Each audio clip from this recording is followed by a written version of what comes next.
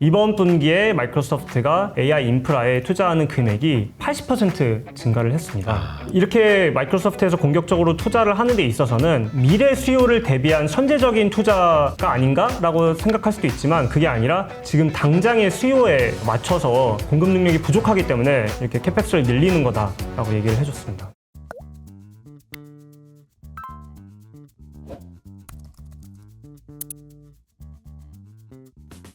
안녕하세요, 이효석입니다. 오늘은 삼성 액티브 자산운용의 양희창 매니저님 나와주셨습니다. 안녕하세요. 안녕하세요. 네, 작년에 뵙고 이제 오랜만에 뵙는데 어떻게 잘 지내셨나요? 네, 잘 지내고 있습니다. AI 관련해서 워낙 관심이 뜨겁고 해가지고 찾는 분들도 많을 것 같아요, 그죠? 네. 네. 가장 핫한 산업이다 보니까 맞아요. 네, 워낙 변화도 빠르고 그래서 열심히 공부하고 있고 그리고 다행히 또 주가도 좋았어서 맞아요. 좋은 시간을 보내고 있었습니다. 좋은 시간 보내고 계신데 우리가 이제 오늘 여쭤보고 싶은 것은 AI 산업의 전반적인 이제 업데이트 어떻게 되고 있는 거냐. 물론 이제 이야기들 많이 듣고 있긴 하지만 최근에 또 변화들이 있어서 그 내용들을 좀 이야기를 해보려고 하는데요. 어디서부터 시작을 해보면 좋을까요? 네, 일단 AI 산업 업데이트를 드리려고 나왔는데요. 지금 빅테크 실적들이 나왔기 때문에 빅테크 기업들이 바라보고 있는 AI 수요는 어떤 것인지 그리고 투자를 대폭 확대하고 있는데 그들도 이제 바보가 아니다 보니까 대체 어디서 이런 자신감이 나오고 있는지를 그러니까요. 보면서 저희가 지금 현재 AI 산업 어디에 위치해 있는지를 좀 파악할 수가 있을 것 같고요. 그 다음에는 세부적으로 그럼 투자를 한다면 어떤 AI 세부 산업에 좀 투자를 하는 게 유망한지 좀 짚어드리고 싶고 너무 그다음에 궁금합니다. 네. 네, 마지막으로는 앞으로 저희가 좀 주목해야 될 AI 산업의 변곡점, 모멘텀들을 좀 짚어보고자 합니다. 네. 변곡점까지. 어떤 내용인지 정말 흥미진진한데요. 시작을 해볼까요, 그러면? 예전에도 말씀을 드렸지만 크게 나눠서 본다면은 AI 인프라, AI 서비스, 그리고 AI 로봇 이렇게 나눠서 보고 있고요. 지금은 AI 인프라가 구축되는 단계이고 AI 서비스들이 개발이 되고 있잖아요. 그래서 향후에는 AI 서비스로 이 시장이 넘어갈 텐데 그 전에 지금 AI 인프라 투자가 굉장히 활발히 되고 있고 수요가 워낙 좋은 상황이기 때문에 지금 현재는 저희가 여기에 지금 포트폴리오 비중이 높게 되어 있는 상황이고 그럼 언제쯤 저희가 AI 서비스 수익화를 기대할 수 있는지 이 타이밍을 계속 좀 재고 있는 상황이라고 보시면 됩니다. 과거 인터넷 산업과 이제 비교를 해보더라도 초기에 이제 통신 인프라가 깔리는 단계에서는 AI 인프라 기업들의 주가가 굉장히 좋았었고 네. 그 이후에 뭐 페이스북, 구글, 아마존 같은 인터넷 서비스 기업들이 등장을 한 이후에는 또 이제 주가가 역전되는 모습을 보였었기 때문에 현재 저희가 AI 산업에서는 어디에 위치해 있는지를 보기 위해서 빅테크 기업들의 실적을 좀 면밀하게 볼 필요가 있다고 보고 있습니다. 네. 아니, 이 그림을 보면은 시스코, 아마존 이렇게 좀 그 기간이 좀 길죠. 한 뭐 15년, 20년 정도의 기간이긴 한데 개념적으로는 알겠어요. 그러니까 AI 인프라 쪽에서 이게 완성이 되면 서비스로 넘어가서 이쪽이 주가보다 이쪽이 주가가 좋을 것 같다. 근데 이거 참 그 포인트 맞추기 어려울 것 같아요.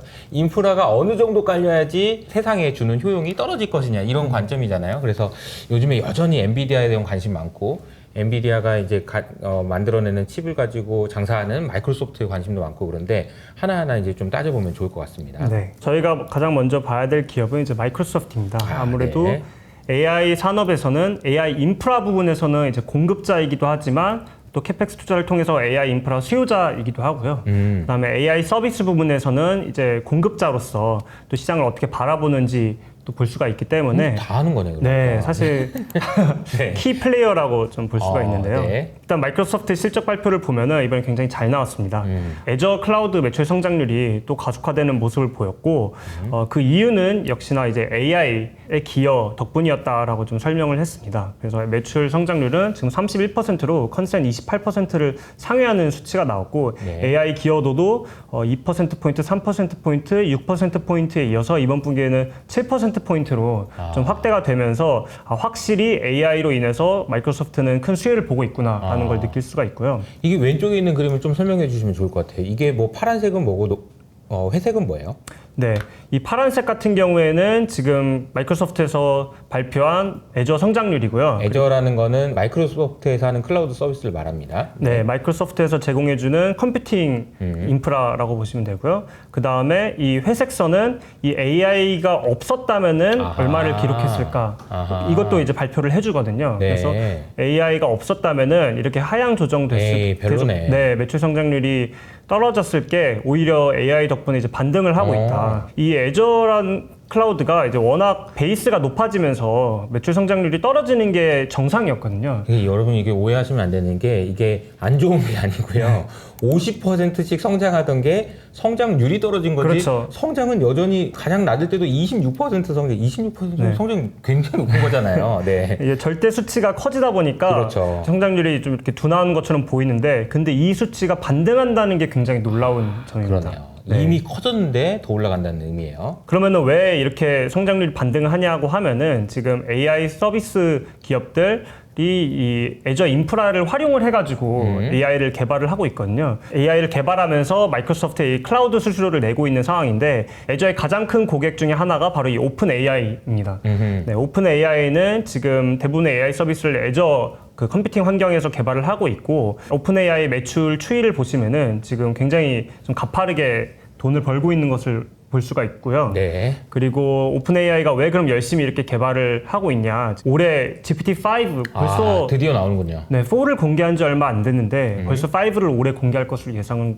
되고 있고, 네. 그리고 소라의 베타 버전을 좀 공개를 하긴 했지만 이것도 이제 대중들이 쓸 수 있도록 이제 정식 출시를 또 올해 앞두고 있기 때문에, 원래 이거 1분짜리만 되는 거였었잖아요. 네, 그리고 네. 일부만 쓸 수 있고. 그리고 뭐 할리우드 관계자라든가 일부한테만 이제 공개를 했었는데, 이것도 이제 정식 출시를 앞두고 있기 때문에 이 애저 컴퓨팅 클라우드 환경에서 좀 열심히 개발을 하고 있는 상황입니다. 이게 이제 혹시 모르시는 분들을 위해서 잠깐 부연 설명을 드리면, 우리 마이크로소프트와 오픈 AI의 관계에 대해서 그냥 같은 회사 아니야? 이렇게 생각하시는 분도 있을 것 같아서, 오픈 AI는 챗 GPT라는 서비스 혹은 소라라는 서비스를 만들기 위해서 마이크로소프트가 제공하는 그 클라우드 서비스, 그러니까 데이터를 저장해놨다가 빼놨다가 이런 그런 것들을 해주는 그런 서비스를 써먹어야 돼요. 그래서 그렇죠. 이 마이크로소프트는 오픈 AI의 고객이기도 한 거죠. 그러니까 그렇죠. 서로 네. 간에 이제 서로 네. 이제 주고받는 그런 관계에 있는데, 이게 잘 되니까 서로 좋은 그런 상황이다. 그리고 오픈 AI는 지금 GPT-5나 소라 정식 출시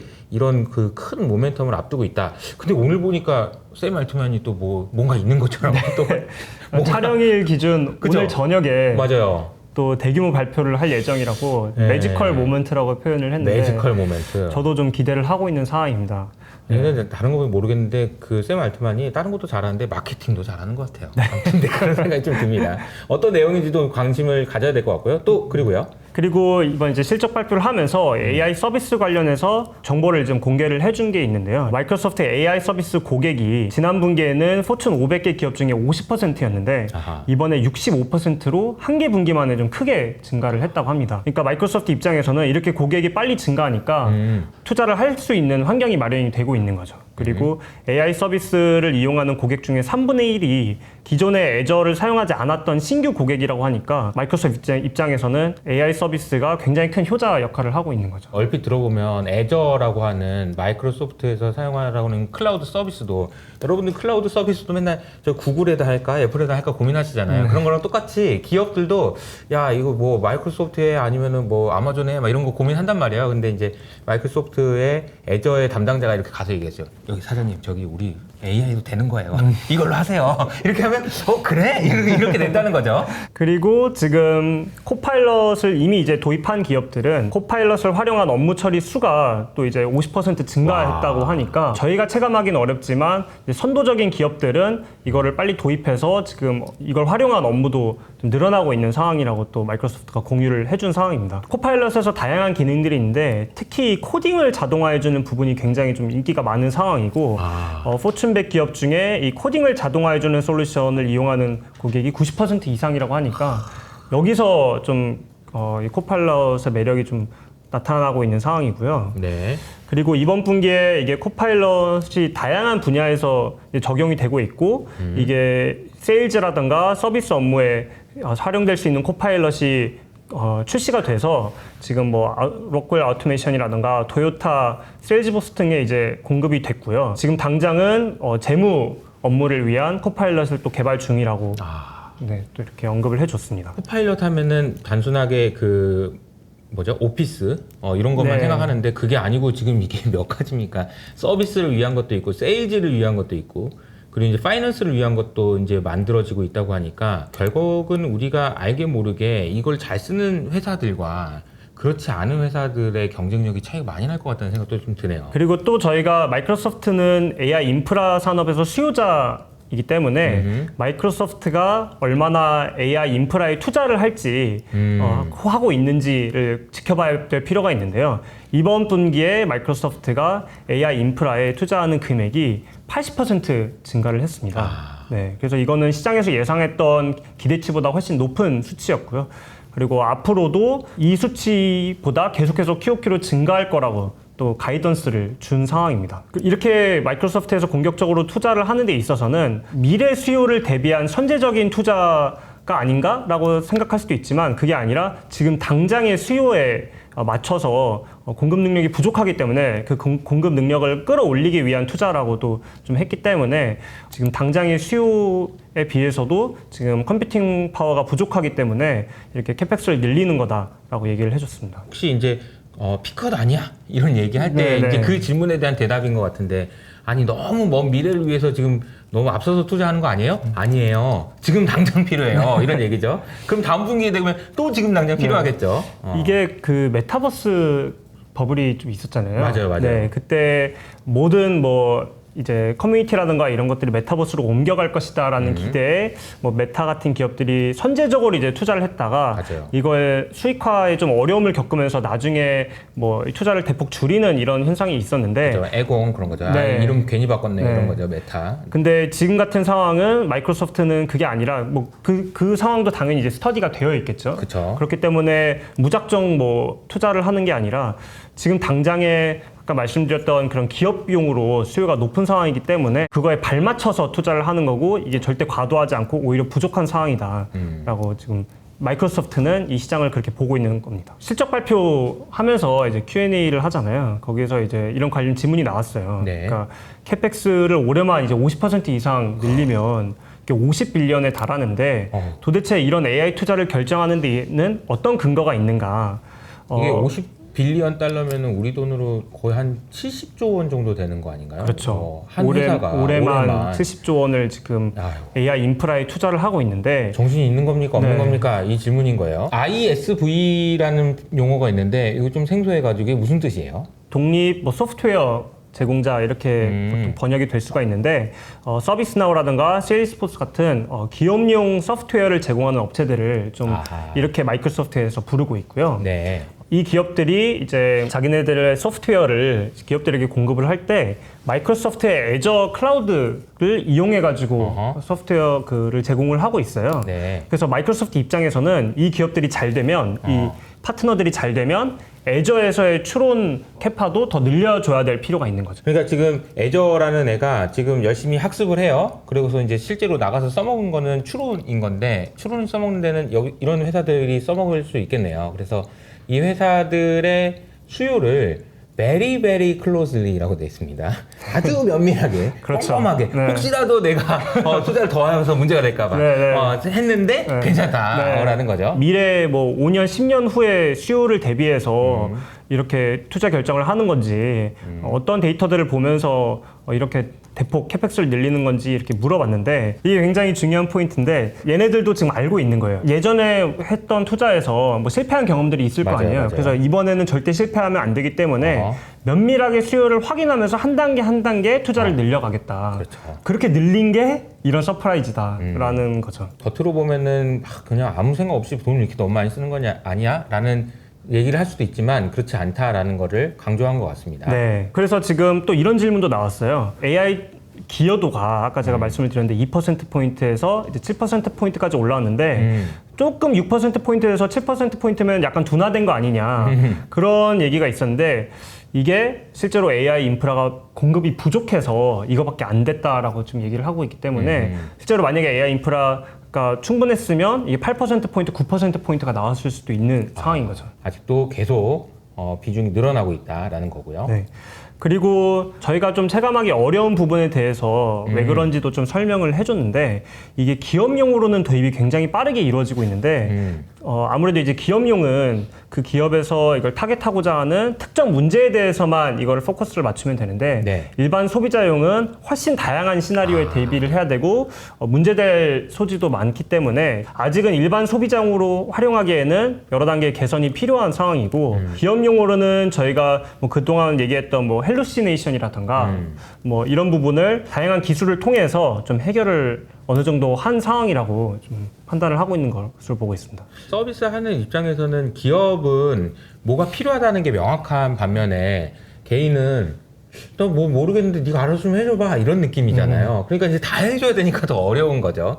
그런 표현을 한 거라고 보시면 되겠습니다. 그리고 기업 직원이 사용에다가 이게 뭐 잘못된 정보를 줬을 때는 내부적으로 해결이 가능하지만 이게 외부적으로는 뭐 이미지 타격도 있을 수 있고 맞아요. 한 번 네. 잘못하면은 뭐야 얘 안 써 이렇게 네. 돼버리면 안 되니까요. 그럴 수 있어서 아직은 기업용으로 우선은 좀 도입이 되고 있는 상황입니다. 또 네 번째 질문으로 나온 거는 지금 아까 말씀드렸다시피 이 파트너 ISV들도 자체적으로 AI 서비스들을 개발을 하고 있거든요. 그러면 이게 혹시 마이크로소프트 입장에서는 경쟁 관계가 되는 게 아닌가 그런 우려도 있는데 그거에 대한 질문에 대해서 전혀 그렇지 않다. 마이크로소프트는 이런 세일즈포스라든가 서비스나우에서 개발하는 AI 서비스들이 있고 코파일럿의 역할은 그것들을 전체적으로 통합 연계하는 오케스트레이터 역할이다. 오케스트레이터. 네. 아, 내가 지금 지휘자를 네, 한다는 거네. 네. 아, 코파일럿에 대해서 아까도 잠깐 언급을 해주셨지만 단순히 뭐 파워포인트, 워드 이런 오피스 제품에만 적용되는 게 아니라 마이크로소프트 전 제품에 이렇게 적용이 되는 게 마이크로소프트 코파일럿 전략이고요. 그리고 애저 환경에서 혹은 이제 기업이 사용하는 다양한 소프트웨어들 위에서 그 데이터들을 연결하는 다리 역할을 하겠다라는 게 지금 마이크로소프트의 전략입니다. 그렇게 대답을 하면서 마이크로소프트에서 뭐라고 했냐면 5월 마이크로소프트 빌드 컨퍼런스에서 이 코파일럿 전략에 대한 더 자세한 내용을 공유를 하겠다라고 언급했거든요. 이게 뭐냐면 이제 5월 20일에서 23일 날 개최되는 마이크로소프트 빌드 세계 최대 개발자 컨퍼런스이고요. 네. 여기에 이제 마이크로소프트 CEO 사티아 나델라가 직접 나와서 이제 기조 연설을 할 예정이고 컨퍼런스에서 마이크로소프트에서 개발하고 있는 초거대 LLM 마이 1이랑 그리고 파라미터 규모를 낮춰가지고 개발한 SLM도 공개가 될 예정입니다. 오케스트레이터라는 표현이 정말 인상적이네요. 그러니까 코파일럿이 단 하나의 그냥 개념이 아니고 네가 생각할 수 있는 모든 것을 지휘하는 역할을 한다라는 거잖아요.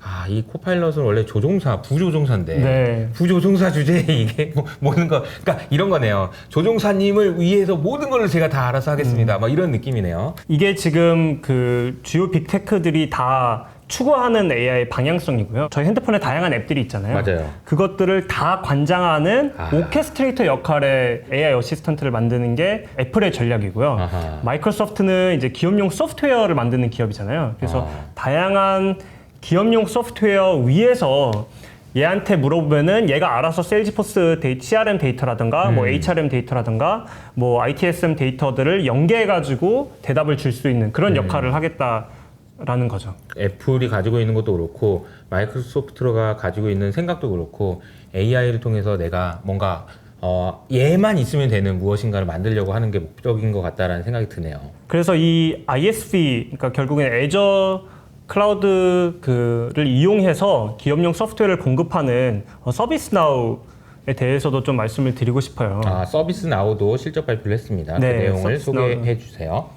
서비스나우도 이제 실적 발표를 했는데요. 서비스나우는 생소하실 수 있는데 이제 IT 서비스 매니지먼트라고 그래가지고 기업 내에서 발생하는 다양한 IT 문제들을 해결하는 과정에서 다양한 이제 이해관계자들이 여기에 인볼브가 됐잖아요. 그거를 이제 통합하는 플랫폼이고요. 그리고 HRM은 이제 기업의 인사 시스템인데 이런 기업용 소프트웨어를 제공하는 업체인데요. 얘네가 생성형 AI를 적용한 프로 플러스 버전을 이제 작년 말에 출시를 했어요. 이게 역대 신제품 중에 가장 매출 성장 속도가 빠르다고 이제 발표를 했고요. 이번 실적 발표를 하면서 이번 분기에 계약 규모 기준으로 탑 10 계약 중에 7개가 이 생성형 AI 기능을 포함한 계약이었다라고 하니까 이 기업용 소프트웨어를 제공하는 업체 입장에서는 이 생성형 AI를 적용한 효과가 굉장히 크고 그러다 보니까 이거를 뒤에서 지원하고 있는 애저 성장률 혹은 마이크로소프트 입장에서도 캐펙스 투자를 늘려야 되는 상황이라고 볼 수가 있는 거죠. 여기도 잘 나간다라는 거네요. 네.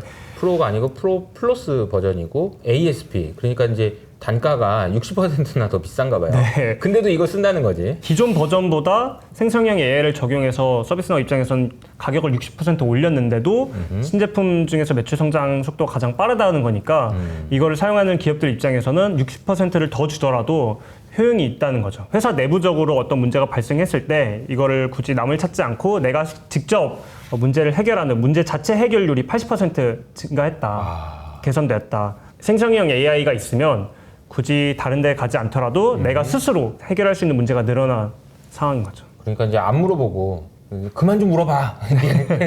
자기가 알아서 문제 해결한다는 거죠. 네. 문제 자체 해결률이 80%나 개선됐다고 합니다. 다음은 알파벳이네요. 알파벳도 이제 후발주자로서 굉장히 열심히 하고 있는 상황이잖아요. 알파벳의 구글 클라우드 성장률도 지금 가속화가 된 상황입니다. 오, 여기도요. 그래서 YY 매출 성장률 28.4%를 기록을 했고 이것 또한 이제 시장 예상치 25.4%를 좀 크게 상회한 수치고요. 알파벳에서도 이제 구글 클라우드 그리고 AI 서비스 관련해서 다양한 정보들을 좀 공개를 해줬습니다.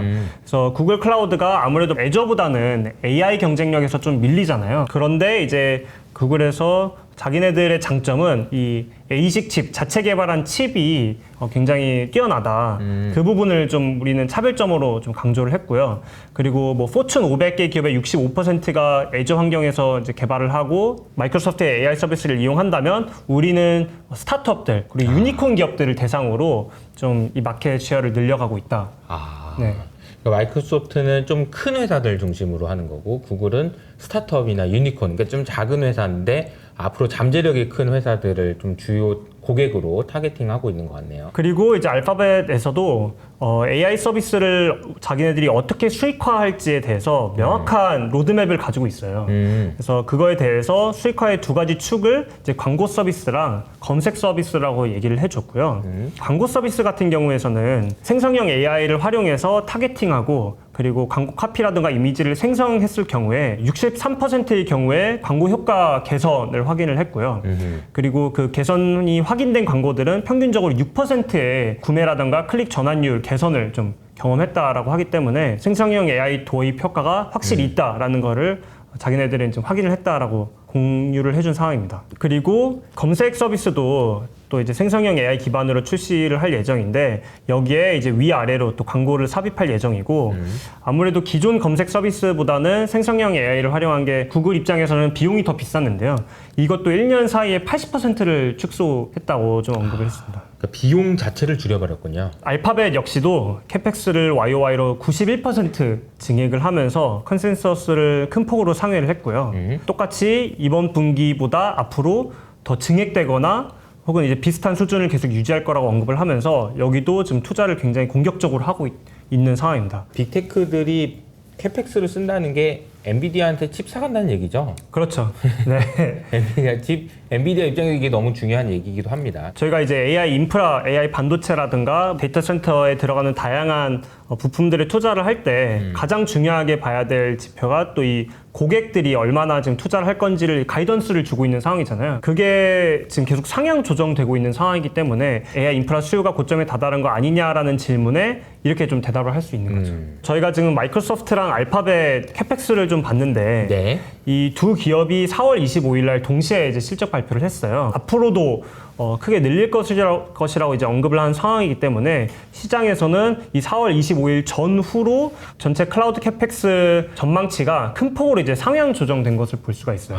이 그림 보니까 이게 원래 기존에 노란색이었는데 파란색으로 바뀐 거고요. 네. 그러니까 전망치 자체가 2024년, 그러니까 올해죠. 기준으로 26% 증가할 줄 알았는데 44%. 네. 이게 실적 발표 전후로. 네. 마이크로소프트와 알파벳이 얼마나 큰 영향력을 갖는지를 보여주고 있는 그림인 네. 것 같습니다. 그리고 얼마나 우리가 AI 인프라 수요를 어떻게 보면 과소평가하고 있는지가 또 드러나는 부분이기도 합니다. 이제 열심히 평가하고 있는데 계속 과소평가네요. 네.